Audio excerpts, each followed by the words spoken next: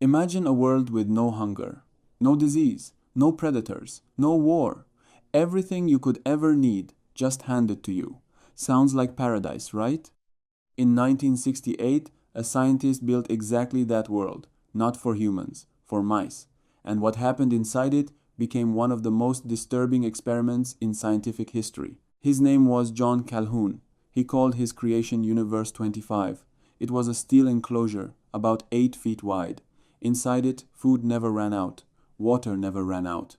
Nesting material was always fresh. There were no cats, no owls, no traps, nothing that could kill a mouse except time itself. Calhoun placed 8 mice inside, 4 males, 4 females. Then he waited. For the first 100 days, almost nothing happened. The mice were cautious, they explored, they claimed territory, but once they settled in, something switched on. The population exploded.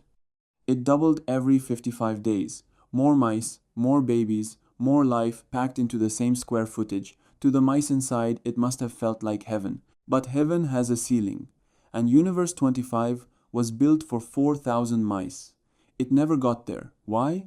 Because something darker arrived first, long before the cage ever ran out of room. As the crowding intensified, the mice began changing, not physically, behaviorally. Males who once defended their territory gave up entirely. They stopped fighting. They stopped mating.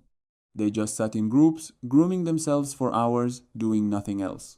Calhoun had a name for them, the beautiful ones, flawless coats, completely checked out of mouse society. Meanwhile, other males became hyper-aggressive. They attacked for no reason. They attacked each other randomly, even when there was no territory left to defend. The females changed too.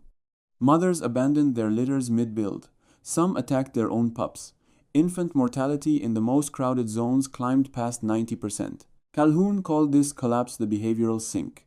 Mice kept crowding into the most packed areas of the enclosure, even when empty space sat just a few feet away. Like the chaos itself had become the attraction. By the 600th day, the population had grown to just over 2,200 people. Then, it didn't slow down. It crashed. Births nearly stopped completely. And here's the detail that still unsettles researchers today. Even when Calhoun later removed small groups of mice and placed them into low-density, resource-rich environments, identical to where the colony began, they never recovered. They'd lost the social knowledge to live, breed, or raise young. The species inside that universe was already finished, just walking toward the end.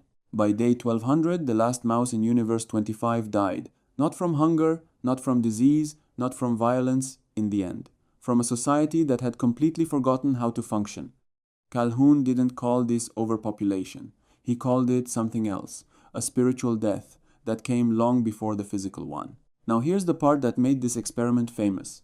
Calhoun wasn't just studying mice, he believed he was watching a preview. In the 70s, he started using a term for human cities, packed dense, comfortable, materially secure. He called it the behavioral sink risk for civilization itself. Critics have pushed back for decades. Mice aren't people, cages aren't cities, correlation isn't collapse. But the warning underneath the experiment doesn't need the mice to be human to land. It's this: abundance alone was never the goal.